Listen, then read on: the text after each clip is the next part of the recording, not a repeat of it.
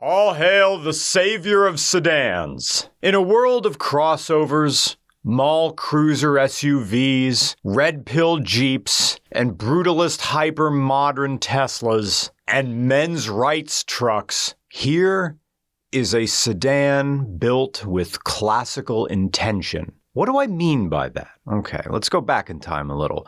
Before the rise of the luxury truck, which began around 2002 with the Lincoln Blackwood, trucks were for trade work during the day, and sedans were for clean errands and going out at night, and commuting when you didn't have to bring materials with you. Having a sedan throughout American history and up until maybe the late 1980s or maybe the early 1990s carried similar social clout as a man wearing his fingernails with a free edge. Instead of clipping the nail right down to the hyponychium, the not white part. I'm sorry, I had to look up what the non-sticking out part of your nail looks like. I mean, what it's called. In other words, having fingernails said, I don't have to swing a hammer anymore. I get to have a clean job. So I don't have to worry about cutting my fingernails all the way down lest I split them all the way down the nail, right? Also, driving a sedan used to also mean I don't have to hang sheetrock anymore. I don't have to carry a ladder and a bunch of power tools that I've melted my name into the side of each one with a soldering iron. Look at my car. It is just for moving people. Look at its firm bucket seats and minimal storage inside the cabin. I don't have to have a big stack of invoices sliding back across against the front of the dash. The inside of my car is clean. And by the way, look at my trunk. See it? It's a trunk. And all it has to carry is maybe some suitcases to the airport, so it doesn't have to be big. And also, I don't have to eat a Wawa hoagie on the way to the pallet factory. I can stop for my food. Yes, I could drive my truck to the airport, but I don't have to. I deserve to travel in comfort and quiet. I'm aware that I live in the suburbs. I will act like I live in the suburbs. I'm not going to cosplay as a country boy in a Dodge Ram as I drive past a rail station, a Whole Foods, a Trader Joe's, a Gucci store, past a pack of teenagers all wearing a fashion mashup of black Air Force Ones, Fortnite hoodies, Phillies hats, and one Pokemon trainer hat. And 14 independent coffee shops all playing Gorilla's Demon Days. I live in the suburbs. I'm driving a sedan. And the Hyundai Ioniq 6 gives you that late 20th century sedan feeling in 2024, including the styling. Why does it look like a blob? Why does it gotta look like that? Have you forgotten the Chrysler Concorde? Have you forgotten the now glorious Blobjects of the 1990s? Have you forgotten the Mercury Sable? The Ioniq 6 calls back that optimism of the dot-com era of the late 1990s. I'm not a fan of the flush mount pop-out door handles because they don't work in northern regions of our planet where we get freezing rain. But other than that, I love this thing. All right, just for the hill, Paul. We put it in sport. Here we go. Wham! Ooh, that's good. Yeah, you're gonna get plenty of juice. All right, there's good, but it is true with other Kias that it was wham immediately, and then I've never driven nothing. I've never driven a car where the modes felt more different. Does your one-pedal driving mode in this car allow you to come to a complete stop without touching the brakes? 100%. Interesting. The Niro doesn't let you. Really? It shuts off at 5 miles an hour. Oh no, this one it'll aggressively come to a stop almost. This is the corner that upsets cars, and yours is fine. It's all-wheel drive, so, and heavy low, so I would hope it would be able to do. But I've never tried. Your tires just protested. Yeah, I heard it. I should have told you I was going to. Oh, dude, you're fine. But all that did was plow, so that didn't upset anything. And probably the computer was like sorting out like the heck. 2023 Hyundai Ioniq 6. My other car is walking. This is a car for living on the front lines of zero emissions. Because you care about the environment to pay $42,000 to drive this. But not enough to pull over and start helping when you see a bunch of reflective vests picking up trash along the highway. So pay your parking tickets. The Hyundai Ioniq 6 was the 2023 World Car of the Year.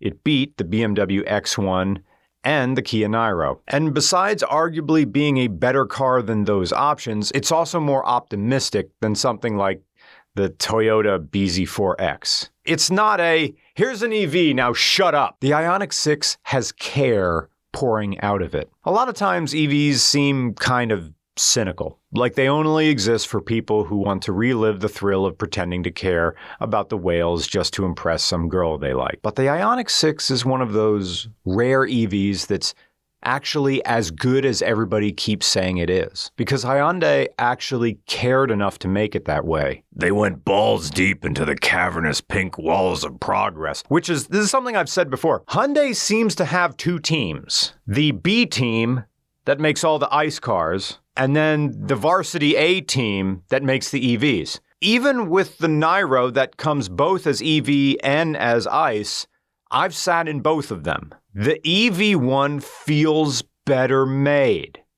even though it has the same buttons on the inside. It's as if there's two different assembly plants for this. I know it's not that way, but it feels like Hyundai only brings its A game these days with the EVs. Anyway, so this is a dual motor Ioniq 6. You can get them as either rear-wheel drive only or all-wheel drive. This is the all-wheel drive dual motor. It gets you 320 horsepower and 446 pound-feet of torque.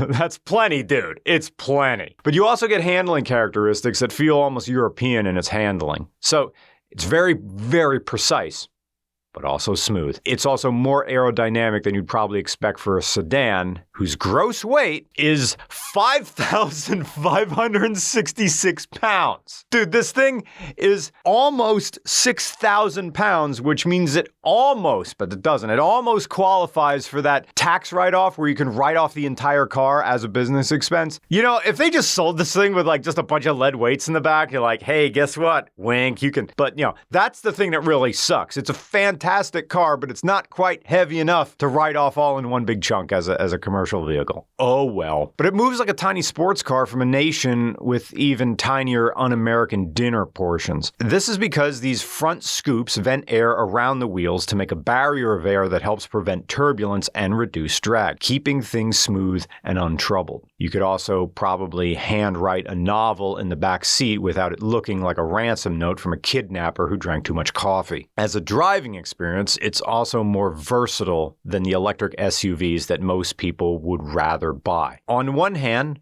storage space isn't great, but it's a sedan in the classical sense. It's not meant to be an all-rounder. In a very old man sort of way, it's nice that you can put stuff in the cargo area and not, I don't want any thieves stealing my stuff. Yes, it's a trunk. You can put stuff in here, and it's one of those things that when you have the parcel shelf, like in the back of an SUV, and you pull that little curtain, that roll-away window blind over what's over in your back, it's almost like saying, hey, I probably have something good back here. How about you smash my rear window and have a look? Nope, it's a trunk. The driving mode's straightforward. You get Econ mode that tries to only use the rear motor, while normal mode gives you, both motors, basic driving. And sport mode doesn't deliver any extra power. Okay, all that sport mode does is the same thing as the Kia Niro does. All it does is affect throttle position. You get the 320 horsepower and the 440 plus pound-feet of torque all the time. Doesn't matter which mode you're in. It's just how much does it nerf your right foot. That's it. Now, when you do put it in sport mode, you will get the 0 to 60 in 4.4 seconds, which trails behind the Ioniq 5N's 3-second time and the Model 3's 2.4. But companies participating in the EV acceleration wars seem like a waste of time when most people are just going to leave all that acceleration on the table. Because as good as they are in the gaps, I don't know that the general public necessarily thinks of EVs as performance cars. And if they do, they're just buying the Tesla Plaid. That's it. So the battery. Okay. This gives you a 77 kilowatt hour battery. 74 kilowatts of those are actually the usable ones. You're getting about 4 miles per kilowatt hour, and that's about 296 miles of range, which is less than the Niro. Right? My Niro has a longer range. The highest estimated range I saw in my Kia Niro was 315, and this car doesn't even get to 300. The EPA estimated 270 miles of range out of this. Personal best for Andrew was between 270 and 300, but during the summer months when I'm not running the heater on my Niro, I get like 310, 315, even though my battery is smaller. That's because I only have front wheel drive and my car is a little bit lighter. Another nitpick to the Ioniq 6 is that while it has a much nicer interior than any Tesla, the technology here feels more conspicuous for what it's worth. Tesla interiors are minimalistic because at the end of the day, these are still cars and the focus should be on the driver. Even the lack of clutter that I guess can sometimes be disorientating if you're not familiar with EV layouts. But the Ioniq 6 inside can feel minimalist, but also encroaching. Like the tech is desperate to be noticed, but not dwelt upon. And generally, it's better for an EV to provide at least some of the familiarity of internal combustion in its layout than coming across as something you need to graduate Starfleet Academy to drive. Just give me the 3 knobs for HVAC. How hard do you want it? How hot do you want it? And where do you want it? Don't make me go through extra steps. All manufacturers like to do with everything, and the Ioniq 6 is doing this as well. They're making simple tasks, simple things that the human meatbags inside need to do to feel comfortable. You're putting extra steps between me and hot air coming out of the vents. Stop it. Give me manual controls for HVAC. Give me a knob for sound.